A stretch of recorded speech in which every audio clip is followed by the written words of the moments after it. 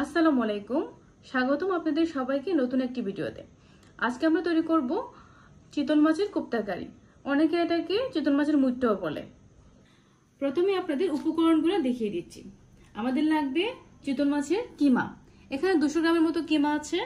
কিমাটা তৈরি করতে হয় চিতল মাছের গজের পিস থেকে, তারপর কাটা বেছে ফেলে দিতে হয়।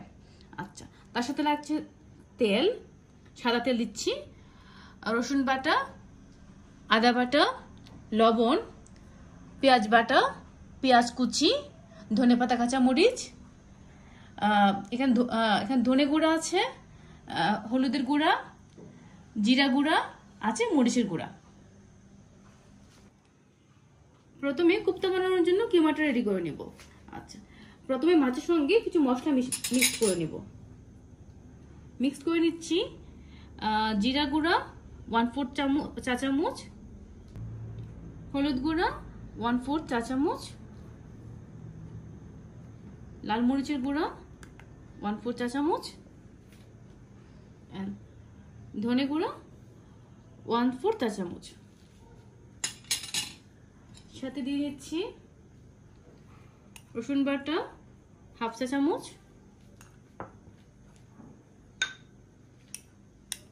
আদা বাটা 1/2 চা চামচ, আর লবণ স্বাদ মতো।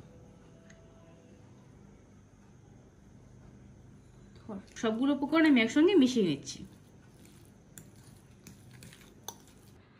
কিমা রেডি হয়ে গেছে। এখন হাতে একটু তেল মাখিয়ে আমি কোপ্তাগুলো রেডি করে নিচ্ছি।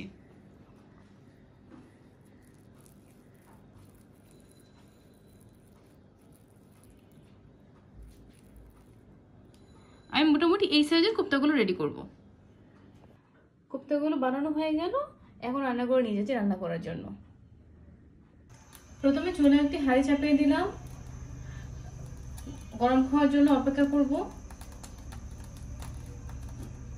গরম হয়ে গেছে। এখন দিয়ে দেব 2 টেবিল চামচ পরিমাণ সাদা তেল।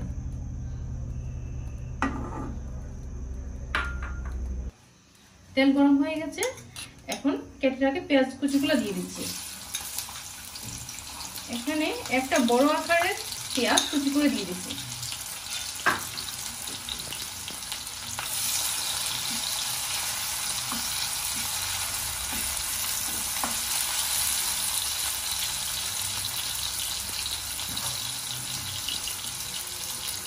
সাথে এড করে দেবো পরিমাণ মতো লবণ। পেঁয়াজ ভাজা হয়ে গেছে। এখন এতে অ্যাড করে নিব 1 টেবিল চামচ পরিমাণ পেঁয়াজ বাটা।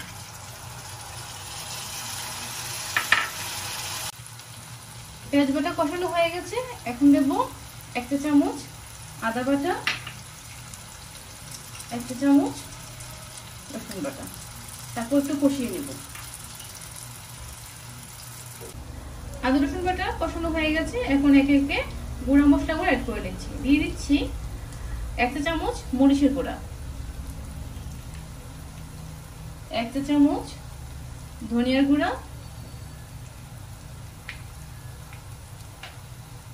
আধা চা চামচ জিরার গুঁড়া,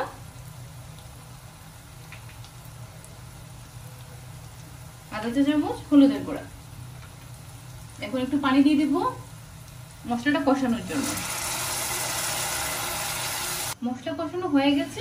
এখন অ্যাড করে নিব হাফ কাপ পরিমাণ পানি। কারির ঝোল রেডি হয়ে গেছে। এখন একে একে কোপ্তাগুলো দিয়ে দিচ্ছি।